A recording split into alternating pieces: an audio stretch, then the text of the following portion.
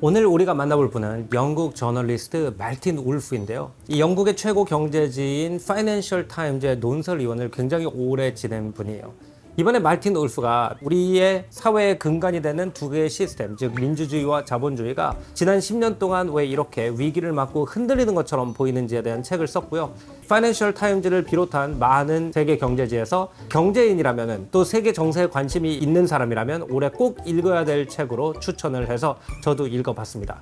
일단 말틴 울프가 이 책을 왜 썼는지에 대해서 소개를 하자면 이 책의 첫 번째 파트에 그 이유가 나옵니다. 2차 세계대전 이후로 많은 나라들이 민주주의와 자본주의라는 틀을 받아들이면서 특히 선진국에 살고 있는 많은 사람들은 민주주의와 자본주의가 디폴트예요. 그냥 세상은 원래 항상 이랬다라고 생각을 합니다. 하지만 말틴 울프가 자기 부모님 얘기를 해요. 아직도 왕정이 건재하던 오스트리아 헝가리 제국에서 태어나서 1차 세계대전으로 황실이 몰락하는 걸 지켜봤고 그 다음에 독일에서 바이마르 공화국이라는 민주주의가 잠깐 꼽혔다가 그것이 또 나치즘에 의해서 파괴되는 걸 봤고 전 세계가 전쟁에 휩싸이면서 표현의 자유라든지 사유재산의 보호 같은 것이 무너져서 인생이 송두리째 박살나는 걸 경험했다는 겁니다. 근데 오히려 지금 세대 같은 경우에는 민주주의와 자본주의가 얼마나 불안정한지 그리고 얼마나 쉽게 무너질 수 있는지에 대한 감각이 없기 때문에 오히려 민주적 자본주의에 위협을 주고 있다라는 의미에서 지난 역사를 통해서 민주주의와 자본주의가 얼마나 어려운 프로세스를 통해서 이루어졌는지를 정리하는 책을 쓰겠다고 결심했다고 합니다. 세계 여기저기서 전쟁이 일어나고 있고 또 얼마 후에 우리가 미국 대선을 맞고 있는데 이 미국의 대선을 서양의 언론인들은 어떤 시각으로 바라보고 있는지 그 틀을 볼 수 있는 책이라고도 생각해서 오늘 말틴 울프와의 줌 인터뷰 진행해 보겠습니다.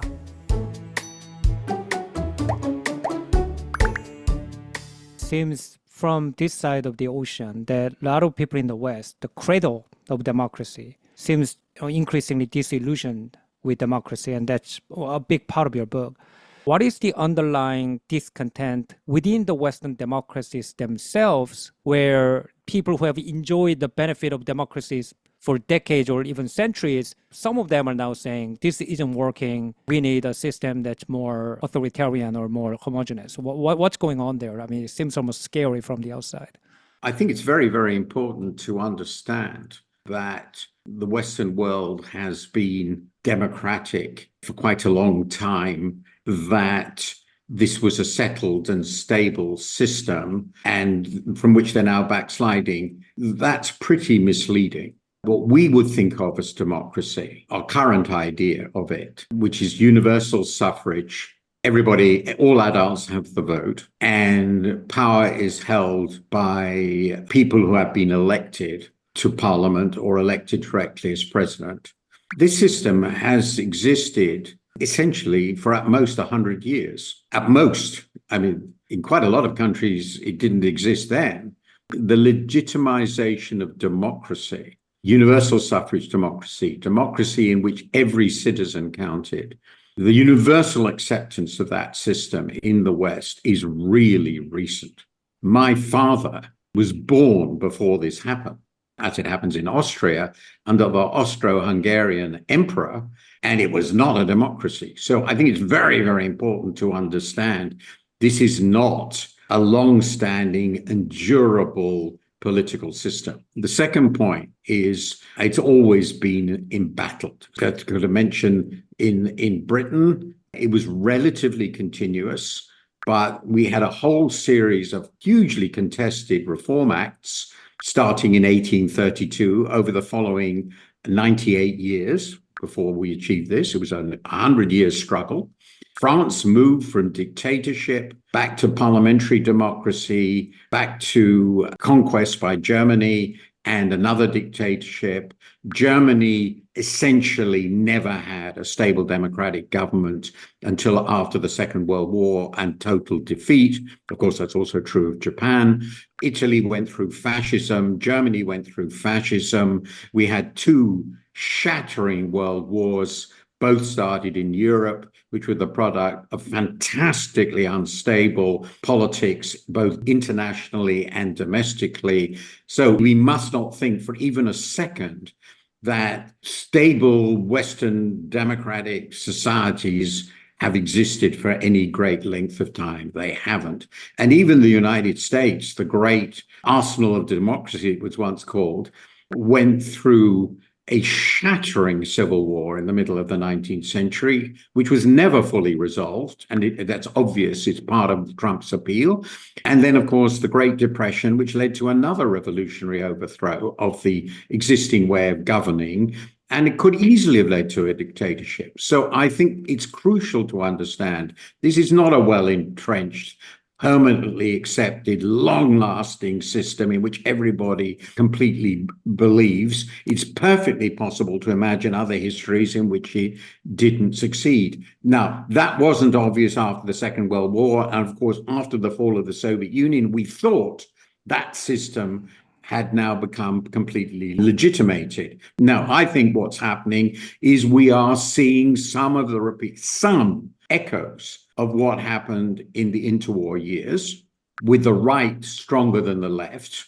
And that's a big change. The collapse of communism has, in the West, immensely weakened at least the traditional revolutionary left. That's obvious. So when people start thinking we must have a change in the system, and they think they would like an authoritarian ruler to sort all this out, which is very human. It's a typically human reaction. We don't like what's going on. We don't like what's being done to us. We want someone to sort it out. They now tend to look nationalist leader, that is to say, somebody from the right. And given the immense change in the composition of our populations, immigration and so forth, that nationalism tends to have a racial element. It's almost inevitable it does, as it did, of course, in the interwar period when the Germans focused on the Jews in particular. But now it's the Muslims. Okay, that's different people, but it's the same sort of thing. Mm-hmm. So I think it's crucial to understand we are seeing a repeat. It's not new. We are seeing echoes. Echoes is a better word. Now, why is that happening? I think that we've had economic and social developments which we hadn't expected and which we didn't manage very well. The most obvious, which I discuss in my book, first, mass immigration, with a very quick and very profound shift in the structure of the population. It's important to remember that until the 1960s, European countries were more or less like Asian countries. They were countries of emigration, not immigration. Their people had gone abroad, not the other way around. So I think it was a huge shift. I think some of us have managed it quite well. I tend to think, actually, it's astounding how well Britain has managed this colossal change, but it still creates tension. So that's one thing. The second is the reversal of the Industrial Revolution, the deindustrialization of our societies. The deindustrialization of our societies, as I point out, has been dramatic and swift. And it is happening, of course, in other countries. Japan, for example, huge shift in economic fortune from the old industrial working class, which was enormous. Almost half the labor force in Britain in 1950 was industrial working class. Now it's 10, 12. That's a stupendous social change. And we don't know what to do with relatively unskilled, particularly male workers, who used to work in industry, and they are never going to work in industry again. It is a profound change, and surely this must be a challenge you in Korea are facing, though I don't know how that works out. And then there's the third huge shift. So I've talked about the change in our economy towards skill and away from industry, immigration. And then there's a third huge shift, which I think is one of the most wonderful things that's ever happened. But it's a colossal change, which is the transformation of the relative economic and social and intellectual position of women. That's yet another revolution. So we've got a number of giant social and economic changes which have occurred in a relatively short period, while the economies have not been doing very well. And it's been particularly true since the financial crisis. And the financial crisis, as I argue in my book, was a very vivid demonstration that the core sector of capitalism, the financial markets, had run amok. And that led to a complete loss of confidence in the capitalists, in the government that regulated them, and the look and the search for some new figures who rejected all that. And if you look at the new politicians, the Donald Trumps, the Nigel Farages in England, the Alternative for Deutschland in Germany, they're all rooted in specific national histories. They're all different. We don't really have an equivalent of the neo-fascists in Germany. in Britain. And then the French, which goes back to the Second World War, which I mentioned, the Marine Le Pen's roots lie in the Pétainistes of the Second World War. That's brought back echoes of this past. It is the crucial thing to understand that the changes that I've described have led to upheavals which are both economic and political and also social, so all three, which we are struggling with. I don't think that's in the least surprising because the idea, as I've already told you, that once upon a time, there was a completely stable, successful Western world which went on, as it were, for centuries or even for 100 years. That's never been true. The way I think of this is freedom and democracy are things you fight for in every generation. And the reason you have to fight for them is that they are precious and they're fragile because most civilization is fragile. My life experience suggests that things that look very stable aren't necessarily. I promise you, in 1980, and I'm a reasonably observant person, I had no idea, absolutely none, that the Soviet Union could disappear in 10 years. So things are never as solid as they seem, but also very often they're not as bad as they seem either. In a way, I think it's a strange thing to say, the fact that the West is beginning to realize how big its problems are could be a sign of return to health. Complacency is a terrible danger. The awareness that things aren't working is a necessary condition for making them better.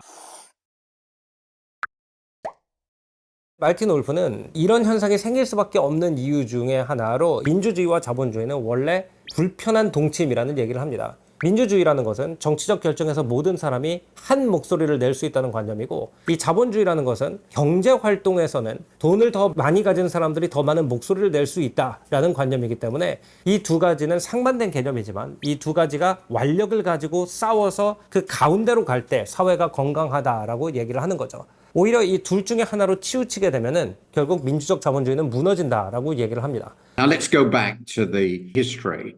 Korea, for a long period, relatively isolated from the rest of the world, and then became part of the Japanese Empire. So suddenly, after the Second World War, then it was split, and a completely new world hit it. I mean, this is obviously a revolutionary experience in the most profound sense. And it was perfectly understandable that if that's how you came into this new world, you would think of democracy and capitalism coming together because your post-war development was so immensely heavily influenced by and dominated by the US. And the US was a democratic capitalist country. So it was quite natural to think of these two things as going together, and that being the sort of model you were seeking to develop and exploit, and did so with staggering success. I mean, it's one of the greatest success stories in human history.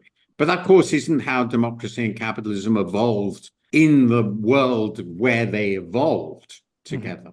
Namely the Western world, initially in Europe and then also in North America. And this was a long process over, let's say, 3 centuries. It's been too simple, but let's say 3 centuries. I would say starting in the British, with what I think of one of the most important political developments in all this, the English Civil War of the early 17th century. They didn't come together naturally. They were a struggle, both of them. The rise of capitalism meant overthrowing the power of the landlords, the creation of a new sort of financial system, a new sort of economy, the Industrial Revolution, and that created the working class, which then led to the demand by organized workers for political rights, and so on. So it was a yin and yang, if I may possibly use that expression, between the two, which ultimately led to this synthesis, the democratic capitalism. And it didn't just happen. And I argue in my book, they are complementary opposites. So they're complementary in the sense there are some basic ideas and basic processes which make them mutually reinforcing. And the most important complementarities are democracy and capitalism both demand some form of rule of law.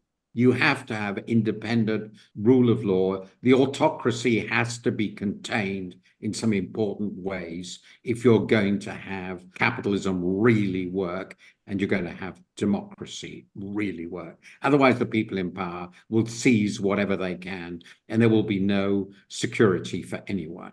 So that's a fundamental mock. There has to be a view in capitalism and democracy that the individual person has rights and the individual person has the right to agency, politically and economically. Those are things they have in common. However, they're also in important ways in tension. First of all, you tend to create a hugely powerful plutocracy, people who control the economy. And if people control the economy, they can use that to regain political power and make the political system an oligarchy. And one of the reactions of the people to the emergence of what they think of as a predatory oligarchy is, and Plato of all people described this 2,500 years ago, the great Athenian philosopher. What they then say, the people say, we want someone who will protect us from these oligarchs. And then you get Donald Trump. This is or Marine Le Pen. This is very typical. It's what happened with Hitler and with Mussolini. So there's a reaction against the capitalist oligarchs from the people who want somebody who will represent them against these predatory rulers. And of course, usually the people they select are even more predatory. And I think it's becoming pretty obvious if we take the most important country with the cult of the great leader now, China, that the policy making of one person over 1.4 billion people, listening only to a relatively limited number of people, increasingly defensive of his own record, creates the danger of making very, very big mistakes. Vladimir Putin is another superlative example today. He started a completely crazy war, which is ruining his country for generations. It's obvious, even if he wins. And finally, capitalism is constantly changing society, the economy. Capitalism is a revolutionary system. That's its core. It's constantly changing things. It's a point that the great Hayek constantly made. And that's politically upsetting. And people start saying, we'd like to stop this. So I regard democratic capitalism as an innovation, an invention, essentially in the modern guise of the last few centuries, a great struggle, and it's permanently a struggle, and it can collapse because like any very complex system, a system in which people manage the economy privately, but politics, at least in theory, is not just a battle of wealth. It's a battle in which ordinary people and their representatives count. The tension between these two systems, the oligarchic and the democratic, is permanently embedded in our societies. We've tried to do without them. It's never worked. And for somebody who knows our history, and I do, you realize we had a few decades of great success, and now we are fighting again and fighting to preserve freedom and democracy. The basis of prosperity is a permanent battle, and it's all got more difficult because we live in a global society which capitalism created. We live with climate change and other huge challenges that have been created by economic development. We've created a mass weapons of destruction which we have to contain. The challenges we confront as a result of the profound transformations our civilization has created, humanity has created, the challenges are just extraordinary. And I'm not sure we will manage them, but that's where we are. 2차 세계대전이 끝난 다음에 민주적 자본주의를 받아들인 나라들, 대표적으로 우리나라 같은 나라들은 유례없는 경제적 호황과 정치적 안정을 누려왔습니다. 하지만 지난 15년, 20년 동안에 그 안정이 무너지고 있다라고 느끼는 나라들이 굉장히 많아요. 국가 간의 정규군들끼리 하는 전쟁을 굉장히 오랫동안 우리가 세계에서 보지 못했는데 지난 한 10년 동안에 몇 번 그런 전쟁이 있었습니다. 이렇게 세계가 불안정해지는 이유에는 여러 가지 이유가 있겠지만 이 말틴 울프는 민주적 자본주의에 대안이 있다는 생각을 사람들이 진지하게 받아들이기 시작했기 때문이다라는 얘기를 해요. 그게 무슨 얘기냐면 2차 세계대전이 끝나고 민주주의와 자본주의를 받아들인 대부분의 나라들은 그때 가장 잘 사는 나라였던 미국을 모델로 하고 있었어요. 근데 미국은 정치적으로는 민주국가고 경제적으로는 자본주의였기 때문에 민주주의와 자본주의는 패키지다. 뗄래야 뗄 수가 없다라고 생각하는 경우가 많았다고 합니다. 하지만 중국 등의 나라에서 자본주의의 경제적 혜택은 이루면서도 민주주의를 완전히 도입하지 않는 나라들이 어떻게 보면 미국보다 더 좋은 경제적 퍼포먼스를 내는 예들이 생기면서 사람들이 새로운 패러다임, authoritarian capitalism, 권위적 자본주의라는 것을 민주적 자본주의의 괜찮은 대안이라고 생각하는 사람들이 많아지기 시작했대요. 그런 거를 보면서 사람들이 오히려 여러 사람들의 의견을 조율해가는 복잡하고 긴 과정을 습득해가지고 더 빨리 경제 개발을 할 수 있는 이런 모델로서 권위주의를 받아들이기 시작하면서 이 민주적 자본주의에 대한 믿음에 금이 가기 시작했고 오늘날 우리가 보고 있는 조금 더 혼돈스러운 지도가 만들어졌다라고 얘기를 해요. I grew up during that time in 1990s and in 2000s when people, they would say, okay, look, Western societies are successful because they are morally open societies, because they are diverse societies. We need to be more like them. And now we talk more about how the Western cities are filthy and dangerous to walk at night, or how there are rise of extreme political parties in the West and people are rioting there all the time. And often what they compare the Western cities to are places like Dubai or Singapore or these new Eastern cities where supposedly, the streets are impeccably clean, there's no crime. And while reading your book, these comments came back to my mind because you say that one of the reasons that there's crisis of democratic capitalism is because now a lot of people see authoritarian capitalism as a viable alternative. Can you explain how authoritarian capitalism has been in ascendancy in the last decade or so? You mentioned Singapore, you mentioned Dubai. Tokyo is an obvious example. And in the last 15 years or so, it would also be true of Beijing and Shanghai, since they've cleaned up the pollution. And these are seen pretty spotless, clean cities. And I can perfectly well understand how people would like to live there. Now, I've lived most of my life in London, and I wouldn't live anywhere else for anything. I don't wish to be rude about other places, but there is no fortune that I could be paid which would persuade me to live in Dubai or Singapore. My perception is that the very rapid growth period in these countries, so particularly let's think of Singapore, Taiwan, Korea, Japan started even earlier, now China, did occur under relatively authoritarian rule. But of course, the rapid growth and development period of the West also occurred, as I point out in my book, before democracy really got entrenched. I mean, it really started in England in the 18th century and the early 19th centuries. So that's not so unprecedented. Germany is a perfect example of a country whose development really began in the late 19th century under authoritarianism. So it's not really that different. It's a complicated story, but it's not really that different. But what I think is remarkable about these Asian countries, particularly though it's a much more complicated story, Japan, but because of the war. But if you look at Korea, is they moved to democracy. Taiwan and Korea, for example, remarkably, largely internally driven.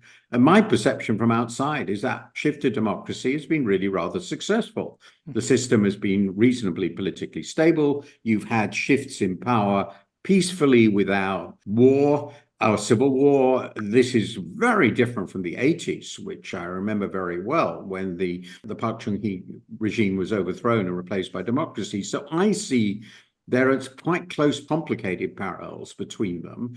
And the really successful Asian countries have been moving in a more democratic direction, and they remain very different in one particular respect, which may be both a plus and a minus. The big respect is the intense resistance to immigration of people from dissimilar backgrounds. Mm-hmm. So intense, if you like, ethno-nationalism, if I may use that term. I hope that's acceptable.